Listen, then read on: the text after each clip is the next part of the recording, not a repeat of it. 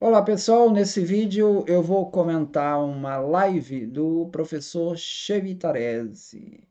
O professor Chevitarese fez uma live, já fiz um primeiro vídeo falando sobre como o cristianismo mudou o mundo antigo, né? Já fiz um primeiro vídeo, onde ali ele explorou o Apocalipse de Paulo, né? E ele falou ali que o Apocalipse de Paulo tem muitas características da descrição do inferno, que seria uma característica mais medieval, né? Detalhes do inferno que a gente colhe lá no período medieval e que teriam sua origem aí no Apocalipse de Paulo, né? Esse livro aqui do Jorge Minoir, eu já tinha feito um comentário sobre ele, né? E ele vai explorar isso daí, ele vai falar sobre o inferno cristão, né? E que ele remonta realmente textos da literatura ali do século IV, né? Por exemplo, em Atos de Pilatos, que mostra a descida de Jesus aos infernos, também Apocalipse de Pedro, que fala uma visão dos suplícios encontrados ali no inferno, tá? E o Apocalipse de Paulo, aqui na página 62, é um texto aí de 240, 250, e o qual o Dante de Alighieri ele fez referência ao Apocalipse de Paulo. Então, as similaridades, né, da obra do Dante com o Apocalipse de Paulo não são coincidentes. Ele mesmo diz que se referiu a ele, né? Então, conduzido por um anjo, Paulo chega ao rio de fogo e assusta todos os suplícios que, segundo o anjo, perfazem um total de 144 mil. Tá? Então, essas descrições ali, elas vão aparecer ali. Bom, Justino, também no século II, também traz esse detalhamento, né? O inferno é utilizado como um instrumento pastoral pelos apologistas, né?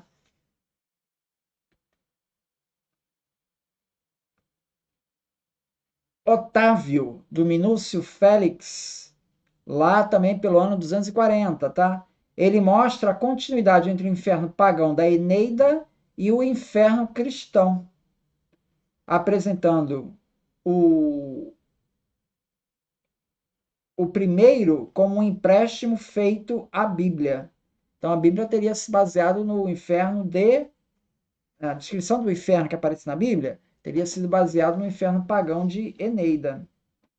Epístola de Diagoneto também, Tertuliano. Então ele vai citando aí vários autores aí dos séculos 2 e 3 que começam a dar descrições detalhadas do inferno. Então não é só o Apocalipse de Paulo, tá?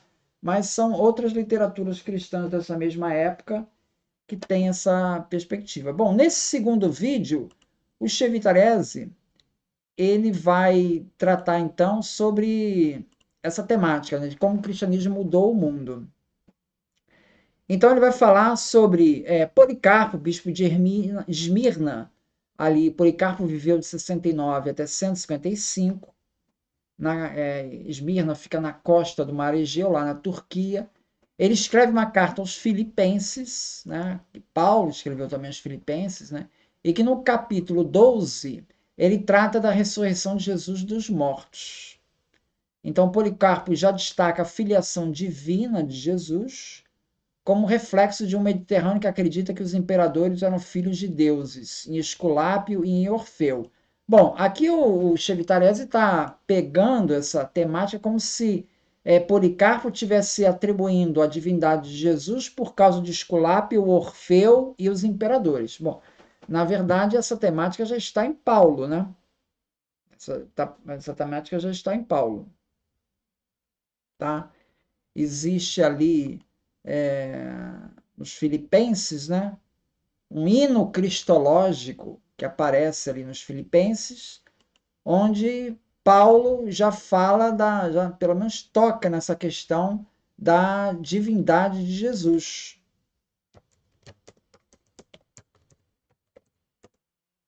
Esse hino, esse hino cristológico aparece em Filipenses, né? Filipenses capítulo 2, versículos 5 ao 11.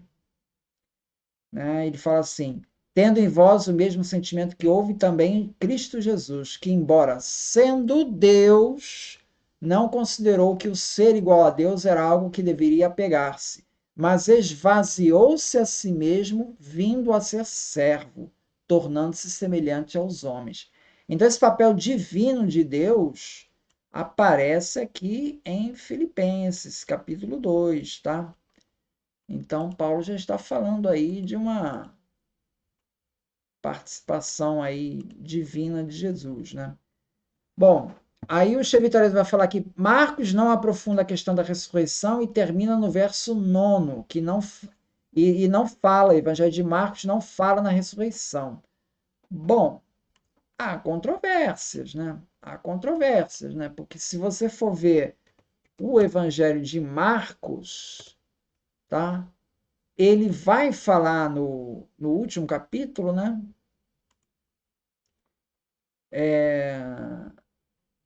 Que é o capítulo 16 de Marcos, que ele vai falar, terminaria no verso 9, né? Ou melhor, no 10º, né? Aí, partindo, ela anunciou-os àqueles que tinham chegado com ele, os quais estavam tristes e chorando. Então, Marcos terminaria aqui, né? Só que você tem ali no verso 6, ele já diz assim: não vos assusteis, não vos assusteis, buscais a Jesus Nazareno, que foi crucificado e já ressuscitou. Então a referência à ressurreição de Jesus já aparece no verso 6, tá? Então dizer que não tem ressurreição de Jesus no Evangelho de Marcos, né? Supondo que ele terminasse ali no verso 10, né? Não confere, porque o verso 6 já está falando que Cristo foi ressuscitado, tá? E o verso 10, né, ele termina com as mulheres tristes e chorando, né? Não seria uma melhor maneira de você terminar um evangelho, né? Você está querendo escrever o evangelho, né? Você está escrevendo o evangelho, provavelmente ali no ano 70, já Jesus já morreu, já ressuscitou, já, enfim, já tem as primeiras comunidades cristãs, e aí tu vai escrever um evangelho que as mulheres estão chorando. Parece um fim meio triste, né? Não parece uma boa propaganda para fazer, né? Ou seja, tudo indica que essa última folha de Marcos se perdeu, né? Então, assim, o Chevitarese se apega a essa tese de que Marcos não fala de ressurreição, mas isso é bastante questionável nisso, né? Aí vem, a crença no Jesus Trino é uma construção ao longo de séculos. Pô, novamente, cara, você tem Mateus, cara. Mateus, ali no final de Mateus, ele fala do Pai, Filho e Espírito Santo. Está ali no Evangelho de Mateus. E essa versão tem um vídeo do Jonathan Matiz, né, que ele fala que não é considerado interpolação, né, que é o Mateus 28:19. Portanto, ide e fazei discípulos a todas as nações, batizando-os em nome do Pai, do Filho e do Espírito Santo. Tem um vídeo do Jonathan Matias e diz que não tem variante nesse texto, né? Assim, muito possivelmente esse texto, que é reproduzido pela patrística, não há grande divergência, já está lá Pai, Filho e Espírito Santo em Mateus. Quer dizer, também a ideia de que Trindade foi construída em Nicéia é questionável, né? É questionável isso daí, né?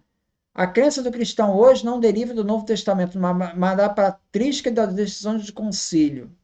É questionável isso, né? Se você for ver o credo lá que aparece em Paulo, né, em 1 Coríntios 15, basicamente está o credo cristão ali, com ressurreição, com tudo que tem direito ali. Então, Irineu de Leão encontra Heresias, capítulo 3, 19:2, bispo de Lugdunum, na Gália, da França. Ele viveu de 130 a 202. Para Irineu, Jesus é Deus e Senhor e Reino eterno, o Verbo encarnado. Pô, Irineu está bem antes do que o sangue de Nicéia, né? e aqui ele já está dizendo que Jesus é Deus. Quer dizer, como é que isso é uma construção nicena? Se o próprio Irineu já está falando que Jesus é Deus, Senhor eterno e Verbo encarnado. Clemente de Alexandria, que escreve por volta de 200, em exortação aos gregos, trata de Jesus como o Verbo de Deus que apareceu como homem, sendo ele único, tanto Deus como homem. Cada vez mais Jesus ganha estatuto de Deus. O termo mito aparece 5 vezes no Novo Testamento e sempre de forma pejorativa. Paulo nunca disse que Jesus era Deus. Bom, já falei aqui do Filipenses. Tem Colossenses 1:5 também, que ele diz assim: Ele é a imagem do Deus invisível, o primogênito de toda a criação. Colossenses 2:9, porque nele habita corporalmente toda a plenitude da divindade. Entendeu? Aí, bom, segue o Chevitarese. Para Mateus, Jesus nunca ascendeu aos céus. Sim, Mateus não fala, mas se você for pegar Lucas, né? Lucas 24:50, ele fala que Jesus foi elevado aos céus. Atos, capítulo 1, 9 ao 11. Atos é quase que uma continuação de Lucas, né? Ele também fala da ascensão aos céus.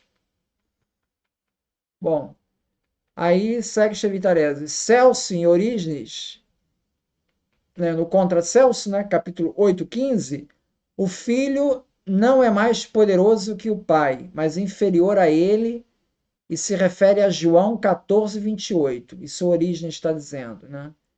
Então, Orígenes trata da relação de Deus Filho e Deus Pai, que será rediscutida em Nicéia. Isso com certeza, ou seja, Nicéia vai definir mais claramente esses limites aí da Trindade. Esse grau de detalhamento realmente não está nos primeiros séculos, isso vai sendo construído. Mas, assim, a ideia de um Jesus Deus, isso já está desde Paulo, né? Então, Orígenes afirmava que Jesus era divino, mas sua visão da divindade de Jesus era diferente da interpretação mais desenvolvida que surgiria com o conceito de trindade na forma tal como foi definida no Concílio de Nicéia em 325. Então, Orígenes usou esse conceito de que o filho estava subordinado ao pai. Ele usou o termo subordinação para descrever essa relação entre o pai e o filho, com o Pai sendo a fonte de toda a divindade, e o Filho, embora plenamente divino, sendo derivado do Pai. É importante observar, né, isso é uma observação que eu estou colocando, Chevitarese não é da fala do Chevitarese, que o Orígenes foi um dos primeiros a usar a expressão gerado eternamente, para descrever o Filho como eternamente procedendo do Pai.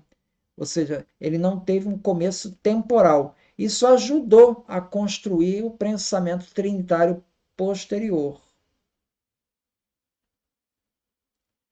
Então, para o Chevitarese, a grande virada na forma de ver em Jesus está na patrística, ou assim, na assim chamada autoproclamada ortodoxia, que vai se definir ali nos concílios do século IV. Isso é questionável, porque esses conceitos que o concílio está desenvolvendo ali, particularmente da trindade, o Chevitarese se ateve à questão de trindade, você consegue recuperar isso de alguma forma, tanto na patrística dos primeiros séculos, quanto no próprio texto bíblico lá do Novo Testamento, né? Então, é isso. Muito obrigado, então.